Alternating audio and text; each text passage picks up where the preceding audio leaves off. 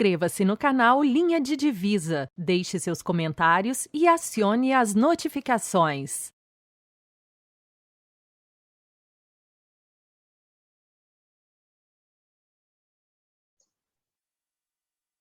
Olá, hoje nós vamos conversar com o Márcio Girotti sobre um tema muito interessante e poucas vezes abordado acerca da obra do Kant. Mas antes eu gostaria que você, Márcio, se apresentasse, falasse um pouquinho aí da tua formação, graduação, mestrado e doutorado. Certo, Deodato. Bom, como sempre, um prazer estar aqui conversando um pouco, batendo um papo.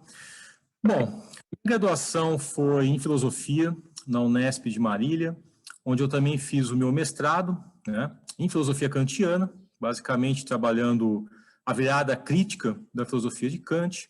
Depois eu fiz meu doutorado também na filosofia kantiana na UFSCar, na Federal de São Carlos, onde eu trabalhei com um pouco mais de afinco no texto pré-crítico, Sonhos do Visionário, tentando iluminar um pouco a dialética transcendental da crítica da razão pura.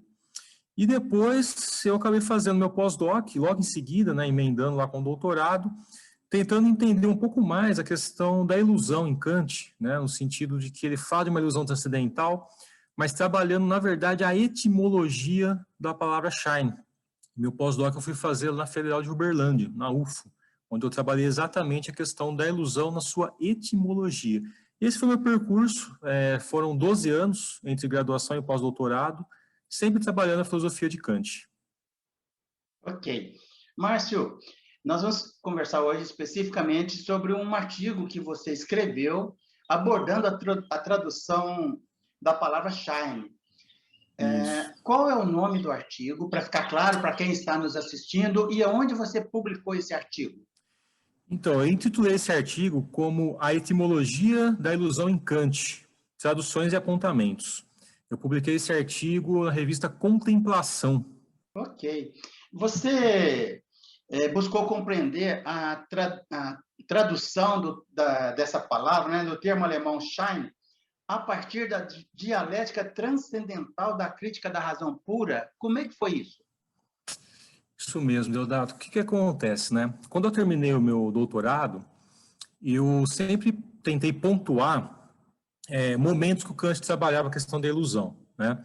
Como eu trabalhava um texto pré-crítico, onde o Kant falava em ilusão, mas não usava a mesma terminologia que ele usava no período crítico, eu sempre puxava uma nota de rodapé para dizer, olha, aqui o Kant está falando ilusão, mas lá na tradução, melhor, lá no original, não é ilusão, ele fala em engano. Aqui ele fala em erro, só que às vezes é um engano do sentido, às vezes é um engano da razão, é um erro que leva a uma ilusão. Então eu sempre puxava uma nota de rodapé para explicar para o leitor, olha, eu estou falando em ilusão no meu texto inteiro, mas essa ilusão é lá da crítica da razão pura. Essa ilusão é lá do texto pré-crítico, Sonhos Visionários. Aí eu comecei a perceber que as palavras mudavam. Às vezes o Kant utilizava Betrug, Blendwerk, Täuschung, e eram ilusões. Você traduz por ilusão, só que a tradução certa é engano, erro, e depende do tipo de erro, depende do tipo de engano, se vem de fora, se vem de dentro, se é uma criação, se não é uma criação. Então o Kant variava muito. Só que na crítica da razão pura, ele usa shine. O tempo todo ele usa shine. Em alguns momentos ele coloca illusion, que seria do latim. Então só tem essas duas variações. O que me preocupou na época, né? Terminado o doutorado, várias notas de rodapé, mas para mim não ficava tão claro ainda quando que o Kant utiliza o shine. Será que ele está falando a mesma coisa que ele falava lá em 1766 com Sonhos do Visionário, por exemplo, que é uma obra pré-crítica, que foi meu objeto de estudo? Então eu fui fazer o pós-doutorado. Tive a oportunidade de fazer o pós-doutorado na UFO, e aí a temática foi justamente essa. Eu vou fazer uma etimologia da palavra shine. Na época, eu fiz um mini curso, apresentei um mini curso lá na faculdade, explanando todo o aspecto da filosofia kantiana em cima disso, para mostrar exatamente onde a gente queria chegar. E aí, ao longo das leituras, né, eu já tinha muito claro para mim os termos que eu utilizava, só que eu fui tentar compreender a dele. Falei, será que o Kant, em algum momento, ele não explicou isso? Né? Ele não disse, olha, é isso, é aquilo, nesse momento eu estou falando isso, naquele momento falando aquilo. E aí eu descobri uma reflexão do Kant, né? Kant tem aí cerca de 9.000 reflexões, que ele deixava em nota, a margem dos textos dele, né? Ele puxava algumas notas, isso foi compilado em obras, enfim. E vez ou outra eu lia as reflexões, e de repente eu achei uma onde ele dizia que a questão do shine, na verdade, é como se fosse uma primeira aparição, né? Uma aparência, mas é aquela de imediato. E nessa mesma frase dele em alemão, ele explica um pouco da ilusão como ilusion também, que não é o shine. Para ficar muito claro, o que acontece? O shine, em alemão, significa aparência. Seria aparentia, em latim. Isso que a gente deixa claro. Aparência, aparentia. Shine, entre parênteses, aparentia. Então, significa que o shine é aparência, em alemão. Ok. Quando a gente lê a obra do Kant no nosso português do Brasil, principalmente a tradução do Valério Roden, que é a clássica, ali ele traduz por ilusão. Então, toda a obra do Kant, que razão pura, você vai buscar o termo shine. Você pega o livro em alemão, pega a tradução brasileira, ilusão. Não aparece uma aparência, ilusão. Mas como em filosofia a gente tem que garimpar, eu tive o cuidado de ler aquela razão pura no alemão, no inglês, no italiano, no francês, no espanhol, e peguei a versão do português de Portugal, que também é uma edição muito clássica, né, que todo kantiano aí utiliza, que é da edição da Calouste. E aí fui ver que, poxa, todo mundo, né, todos esses tradutores da obra do Kant, de razão pura, traduz por aparência. E no meu artigo, eu fui discorrendo as versões, né, então eu trazia lá uma versão do italiano, onde aparecia a frase, uma versão do inglês, aí eu fui jogando as versões originais, né, ao longo do artigo, para mostrar, olha, aparência, aparência, aparência. Quando chega na edição brasileira, ilusão. E aí eu percebi que só mesmo a tradução brasileira que trazia o termo ilusão. E aí eu fiquei mais instigado ainda a entender, né? Poxa, mas por que só o Brasil vai traduzir por ilusão? E comecei a buscar compreender isso na obra do Kant. Eu voltei para a obra do Kant para ver se em algum momento ficava claro esse porquê. Como eu tinha uma transição, assim, eu transitava muito bem pelos textos pré-críticos, eu procurei investigar lá atrás. E eu sempre fiz isso, né? Desde da minha graduação, lá com o meu trabalho com comissão de curso, eu sempre li o Kant do começo para frente. Eu nunca fiz o recorte. Vamos estudar o Kant na crítica da razão pura e ficar aqui. Não. Eu vou lá no primeiro texto, vou percorrendo até chegar nela. Então, sempre fiz isso. E não foi diferente no pós-doutorado. Eu vou entender a ilusão em Kant, vou entender, mas eu vou voltar lá no começo. E a obra principal, onde apareciam esses termos de um jeito um pouco mais explanado e muito mais claro, para mim, pelo menos, era na obra Sonhos Visionários, explicados por Sonhos da Metafísica, de 1766, onde o Kant, ele, de certo modo, né, isso foi o meu doutorado, né, ele ilumina muito bem a dialética transcendental. Só que o Kant ali, ele brinca com as palavras, né? Então o Kant, né, lá no Sonhos Visionários, ele usa, por exemplo, a palavra Täuschung em alguns momentos. O Täuschung é uma ilusão, então, que eu crio alguma coisa e eu me engano com ela. Eu simplesmente, assim, é uma criação interna, é um auto-engano, né? Eu me engano com a minha própria criação. Então, em algum momento, o Kant fala disso. Em outra passagem, ele vai usar Blendwerk, que é uma outra palavra que a gente utiliza no alemão para falar de ilusão da imaginação. Então, é como se a imaginação criasse fantasias, criasse ali miragens e transportasse isso de dentro para fora. Então, é como se eu criasse uma imagem, uma quimera, e eu olhasse e visse ela à minha frente. E isso Kant trabalha ali com o sonhador acordado. É a pessoa que ela não está dormindo, ao mesmo tempo ela não está tão acordada assim, e ela vai criando, vai criando, vai criando. Nesses dois momentos, o Kant já mostra, olha, eu tenho então a transposição de dentro para fora de algo que eu criei e estou me enganando com ela, e tenho também algo que é o Täuschung, que também é de dentro para fora, mas é um auto-engano, né? Eu crio e já me engano com aquilo também.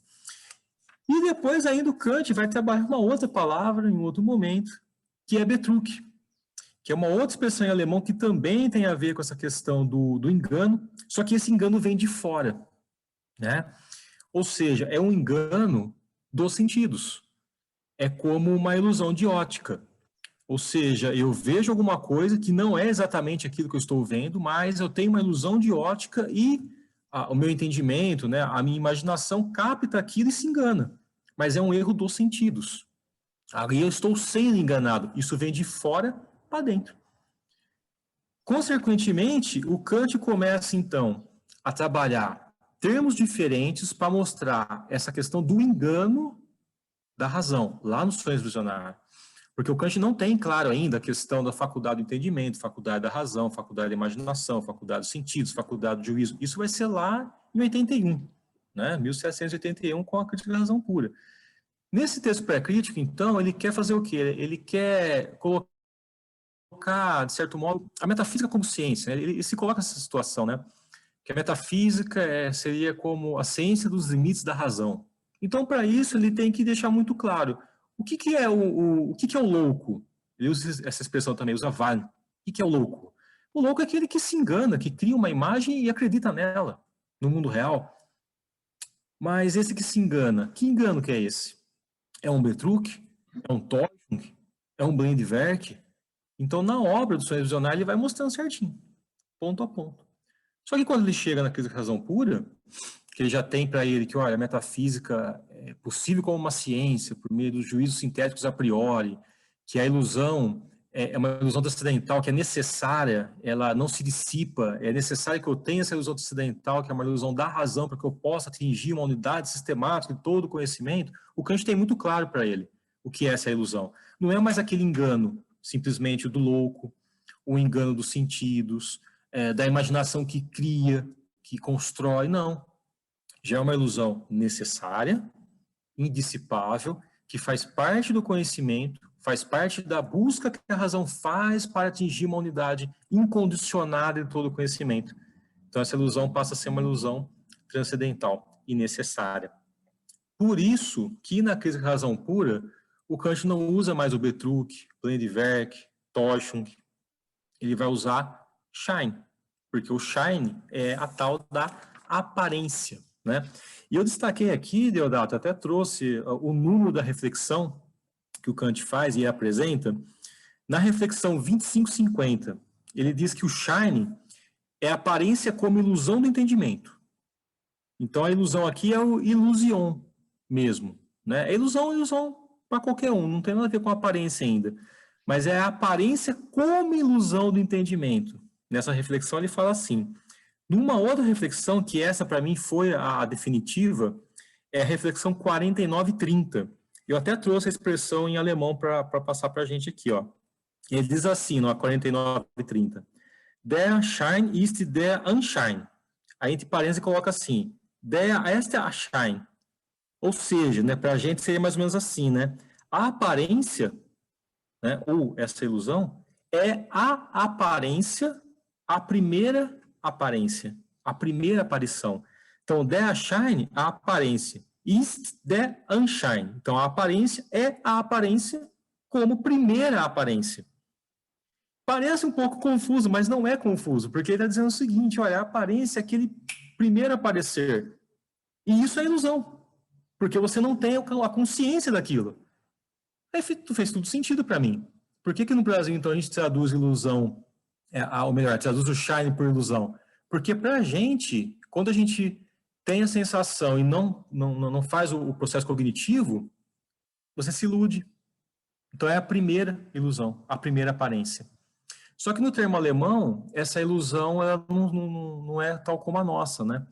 Já é uma ilusão no sentido de que aquele primeiro engano mesmo, né? Aquele primeiro impacto, a primeira apreensão, já se torna a primeira aparência. Eu só vou me enganar depois, então, quando eu não fizer o cognitivo, né? Então, essa aparência em Kant é a ilusão da primeira aparência. E isso fez sentido para mim somente quando eu vi essa reflexão, que é a 4930. Antes disso, eu ficava ali tentando compreender nas traduções da obra kantiana por que só o brasileiro, então, vai entender como ilusão. Por que não pode ser a aparência? Por que não faz sentido para a gente? E aí eu percebi, né, como o Valério Roden foi muito sagaz quando ele traduziu a obra do Kant, que ele teve essa sensibilidade de colocar ilusão e não colocar aparência.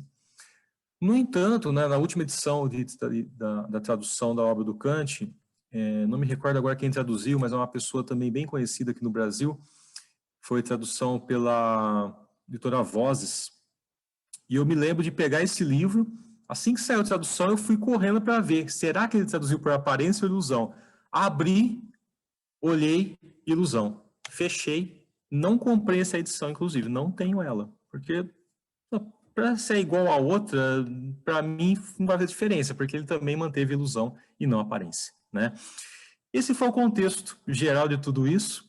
O desenrolar do artigo, para quem depois for ler, vai perceber que o percurso foi transitar pelas traduções, né, mostrar, e ao final eu jogo essa reflexão 4930, com um termo em alemão mesmo, para mostrar, olha, aqui o Kant diz muito claramente o que é esse shine.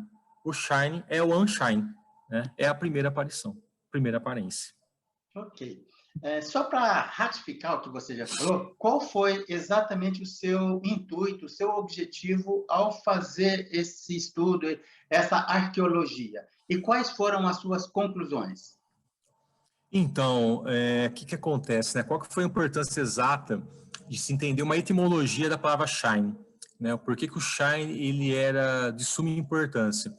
Como todo o meu estudo na filosofia kantiana foi entender exatamente a questão dos focos imaginários, a questão da unidade sistemática da razão, aquela unidade última, não tinha como alcançar isso se não passasse pela ilusão transcendental. Então, a ilusão transcendental sempre aparece nos meus escritos, porque eu vou ter que entender a ilusão ótica, da lógica, ou mesmo do entendimento, ou propriamente a ilusão da razão, de uma forma que eu tenho que entender exatamente onde estou pisando, que ilusão que é essa. Eu sei que não é aquela ilusão do engano, que o Kant fala na obra dele, da lógica, né? Aqui é um erro, os sentidos me levam a um erro, me conduzem a um erro, então como se caíssemos em engano, né? Então a gente se ilude porque cai a um erro. Não é certo falar que você cai em erro. Existe ali um trabalho, então, que os sentidos, talvez por uma falta de apuração da faculdade do juízo, ou de uma criação, digamos assim, sem muita responsabilidade da imaginação, vamos dizer assim, ela cria lá uma quimera e você se engana, porque você não se atenta àquela representação, é muito mais que um engano, é muito mais do que um simples erro, né? Por conta disso, eu tive que buscar, se eu quero trabalhar a compreensão da unidade sistemática, e superpassa focos imaginários, o termo ilusão é necessário aqui, porque se não tinha ilusão transcendental, também não tem unidade sistemática. O que o Kant quer dizer com isso? Por que ele fala em várias obras sobre erro, sobre engano, sobre ilusão, mas não usa shine? Ele não usa o shine. Só vai usar na acreditação pura. Então tem algum sentido. Por conta disso, eu fiz o estudo. E qual foi a conclusão? A conclusão foi que, para o português brasileiro, eu entendi que deveria traduzir o shine por ilusão, necessariamente. Porque a gente não entende a aparência.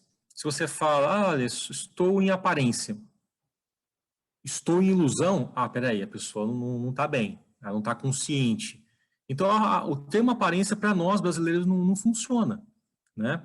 Então, a ilusão é mais cabível. E eu tive essa sensibilidade de compreender o porquê da questão da ilusão no Brasil, só que eu só tive a sensibilidade quando eu perpassei várias traduções. Então, fui ver no inglês, no francês, no italiano, no espanhol, peguei a obra latina também, português de Portugal, beleza. Todos traduzem por aparência, porque lá faz sentido, para a gente não.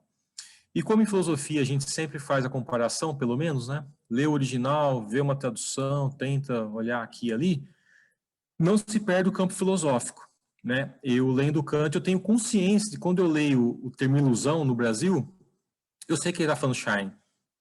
Quando eu vejo lá atrás ele está usando um Täuschung, eu sei que ele está falando de engano, né? Então, a conclusão do meu estudo foi exatamente para resolver notas de rodapé do doutorado, né? Então, resolvendo ponto a ponto ali, compilado num artigo, para deixar muito claro, né, que a produção do meu pós-doc foi exatamente entender o shine para deixar muito claro que somente nós brasileiros entendemos Shine por ilusão e não por aparência, como Kant explicava lá na reflexão 4930. Ok, Márcio. Muito obrigado. A gente volta a conversar outras vezes, tá bom? Perfeito, agradeço, foi um prazer. Inscreva-se no canal Linha de Divisa, deixe seus comentários e acione as notificações.